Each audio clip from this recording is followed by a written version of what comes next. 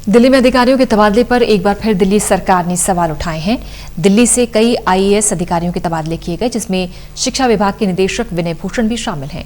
10वीं और 12वीं के नतीजों के बाद शिक्षा विभाग के निदेशक के तबादले पर डिप्टी सीएम मनीष सिसोदिया ने सवाल खड़े किए हैं। अब दिल्ली के डिप्टी सीएम ने गृह मंत्री अमित शाह को खत लिखा है। मौजूदा शिक्षा सत्र तक विनय भूषण को दिल्ली में ही रहने देने की मांग की है। दिल्ली में अधिकारियों के तबादले का सिलसिला लगातार जारी है। केंद्रीय गृह मंत्रालय के आदेश पर दिल्ली के आधा दर्जन से ज्यादा सीनियर आईएएस अधिकारियों के ट्रांसफर पोस्टिंग के आदेश जारी कर दिए गए हैं। जिन अधिकारियों का तबादला किया गया है उनमें दिल्ली के उपराज्यपाल अनिल बैजल के प्रिंसिपल सेक्रेटरी 1992 बैच के सीनियर आईएएस अधिकारी विजय कुमार से लेकर दिल्ली के शिक्षा निदेशक विनय भूषण का नाम शामिल है। हालांकि आधा दर्जन से ज्यादा अधिकारियों के तबादले किए गए, लेकिन विवाद शिक्षा निदेशक विनय भूषण के तबादले पर हुआ।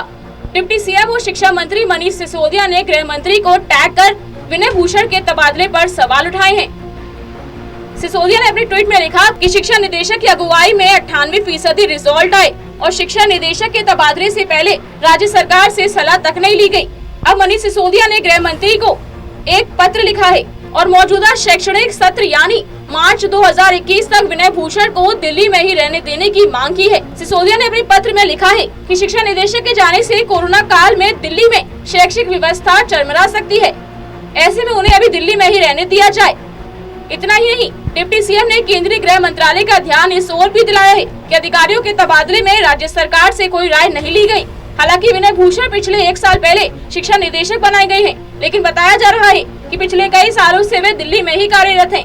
हालांकि अब दिल्ली सरकार ने केंद्र से विनय भूषण को बनाए रखने की मांग की है, तो देखना जरूरी होगा कि केंद्र सरकार दिल्ली सरकार की इस मांग पर क्या फैसला करती है। Delhi desk, total news.